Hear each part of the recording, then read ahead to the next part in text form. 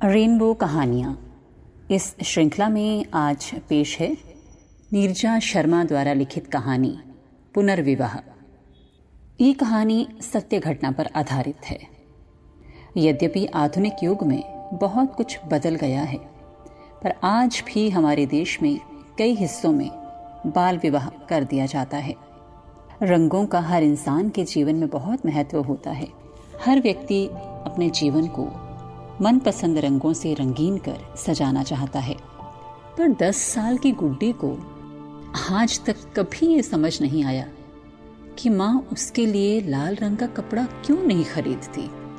कई बार उसकी जिद होती थी। माँ सब रंग ले देती थी, पर लाल रंग कभी नहीं लेती थी। वार त्योहार आते सबके लिए कपड़े बनते, पर गुड्डी के लिए कभी भी लाल रंग का सूट नहीं बना। उसे याद ही नहीं कि जब से उसने होश संभाला है कभी लाल रंग का कपड़ा पहना हो। हमेशा अंदर से उसकी इच्छा ये थी कि कोई उसे लाल रंग का एक सूट सिलवा दे। फिर गुड्डी मन को समझा लेती थी, कोई बात नहीं, जब शादी होगी तब तो आखिर घर के लोग लेकर ही देंगे ना लाल रंग के कपड़े। गुड्डी के मन में लाल रंग को देखकर अजीब सी बेचैनी शुरू हो जाती थी। वो अपने ही सपनों में खो जाती थी। उसकी 2 सहेलियों की तो शादी भी हो चुकी है। उनको शादी के लाल जोड़े में जब देखा था तो उसके मन में एक बात बस गई थी कि वो अपनी शादी में तो वही कपड़ा लेगी जिसमें लाल रंग हो। नैन नक्श रंग रूप की धनी गुड्डी बहुत सुंदर थी। जब कभी भी माँ घर से बाहर जाती तो गुड्डी माँ की लाल ओढ़नी ओढ़कर खुद को आईने में निहारती थी। अपने गोरे मुखड़े को लाल रंग के निखार में देखकर शर्माकर जल्दी से दुपट्टा उतार माँ की अलमारी में वापस रख देती थी। कुछ इसी तरह की कश्मकश में गुड्डी की जिंदगी कट रही थी। गांव के स्कूल में 5वीं तक की शिक्षा प्राप्त की थी गुड्डी ने, और आगे की पढ़ाई के लिए दूसरे गांव जाना पड़ता था, इसलिए पिताजी ने आगे पढ़ने से इनकार करवा दिया था। अब जीवन में केवल घर में रहकर औरतों की तरह खाना बनाना और घर के काम करना ही उसकी दिनचर्या थी। लेकिन मन के किसी कोने में एक आस कि जब मेरी शादी होगी तो मैं लाल रंग के कपड़े पहन लूंगी और आगे पढ़ाई करूंगी। समय के साथ उसने लोगों को बदलते देखा था, पर अपने घर में उसे कहीं भी कोई बदलाव या कहिए कि आधुनिकता की कोई भी पहल नजर नहीं आती थी। पिताजी का स्वभाव कड़क था, सो उनसे हमेशा ही डर कर रही थी गुड्डी। कभी भी अपने मन की बात नहीं कह पाई थी। जब जब माँ से उसने लाल रंग की बात की तो वैसे ही डांट देती थी, नहीं, तुम लाल रंग के कपड़े नहीं पहनोगी। गुड्डी इतनी बड़ी होने के बावजूद भी ये बात नहीं समझ पाई थी। आज घर में बड़ी हलचल थी। गुड्डी को समझ नहीं आ रहा था कि घर में आखिर क्या चल रहा है। जो भी कोई बात करता था गुड्डी के सामने कोई बात नहीं करता था। माँ और पिताजी बार बार कमरे में जाकर बातें कर रहे थे। गुड्डी को ये समझ ही नहीं आ रहा था कि आखिर ये हो क्या रहा है। अब वो 18 साल की हो गई थी। रात में सोने से पहले माँ ने उसे बताया कि उसे ससुराल जाना है। गुड्डी हैरान परेशान हो गई। उसे समझ ही नहीं आया कि कौन से ससुराल जाना है। उसकी तो अभी शादी ही नहीं हुई, ना डोली ना बारात, फिर कौन सा ससुराल। फिर घर आए 2 पुरुषों से ये कहकर मिलवाया गया कि ये तुम्हारे पिता ससुर हैं और ये तुम्हारे देवर हैं। अब गुड्डी इतनी बड़ी तो हो ही चुकी थी कि उसे ससुर और देवर का मतलब पता था, लेकिन शादी के लिए दूल्हा चाहिए होता है ना, और उसका ना होना ये गुड्डी को समझ नहीं आया। फिर पता चला कि वो बाल विधवा है। बहुत रोई, बहुत चिल्लाई, पर किसी ने उसकी ना सुनी। उसे सफेद जोड़े में ससुराल भेज दिया गया। उसके अंदर का लाल जोड़ा उसके अंदर ही जलकर राख हो गया। जब अपने माता पिता ने नहीं सोचा तो दूसरों से क्या आशा रखती गुड्डी। और भाग्य की विडंबना समझकर गुड्डी चुपचाप ससुराल चली गई, जहां उसने अपना जीवन ससुराल की सेवा और इसे ही अपना भाग्य समझकर स्वीकार कर लिया। देवर उम्र में गुड्डी से 5 साल बड़ा था और उसकी शादी है, इसलिए ससुराल वाले अब गुड्डी को लेवा लाए थे। ससुराल के घर में खूब रौनक थी, लेकिन किसी को ये चिंता नहीं थी कि इतनी छोटी गुड्डी के भी कुछ अरमान होंगे जो केवल एक बाल विवाह के अंदर दब कर रह गए थे। खैर, अब गुड्डी ने अपने आप को समझा लिया था। देवर की शादी बहुत धूमधाम से हुई, लेकिन फिर भी उसके लिए लाल जोड़ा नहीं आया। देवरानी के रूप में गुड्डी को एक छोटी बहन मिल गई थी। देवरानी बहुत प्यारी और समझदार थी। गुड्डी के साथ बहुत जल्दी घुल मिल गई। गुड्डी अब पहले से ज्यादा खुश रहती थी।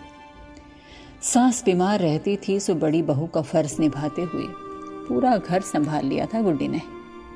शादी के 2 साल बाद देवर के यहाँ लड़का पैदा हुआ, लेकिन भाग्य की विडंबना कहिए या परिवार का दुर्भाग्य, छोटी बहू की डिलीवरी के समय मृत्यु हो गई। पोता घर आ गया।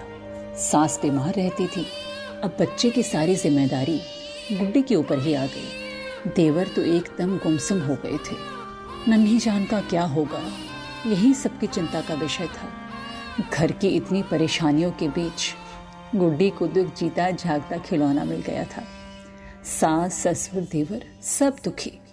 गुड्डी को भी प्रभु से यही शिकायत रहती थी कि उसे खुशियां नसीब क्यों नहीं होती।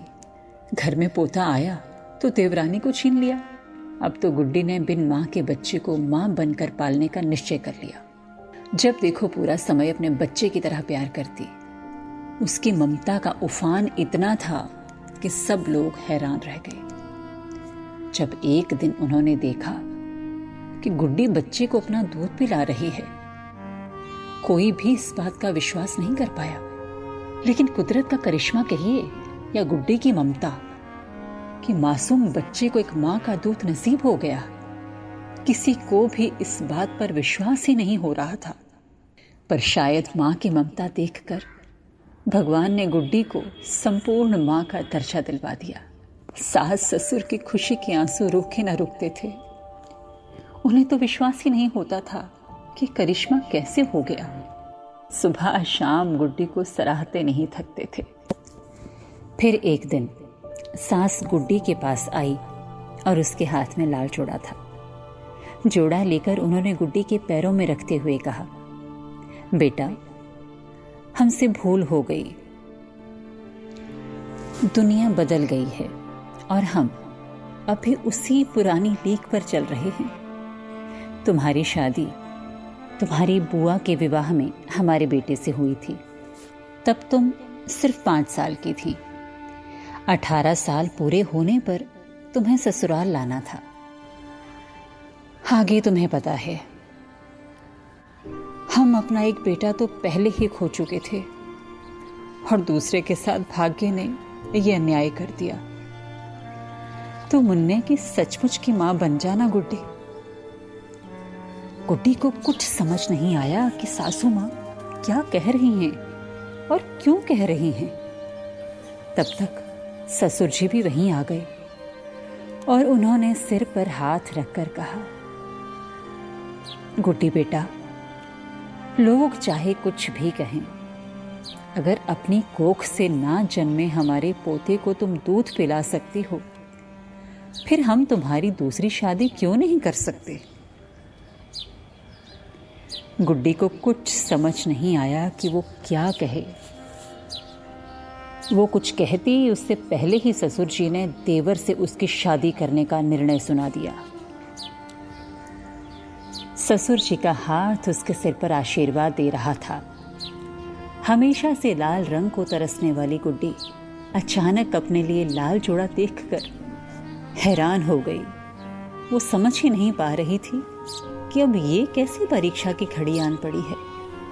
ससुराल आकर जो अध्याय उसने अपने जीवन से हटा दिया था, वो फिर से उसके सामने खुल गया था।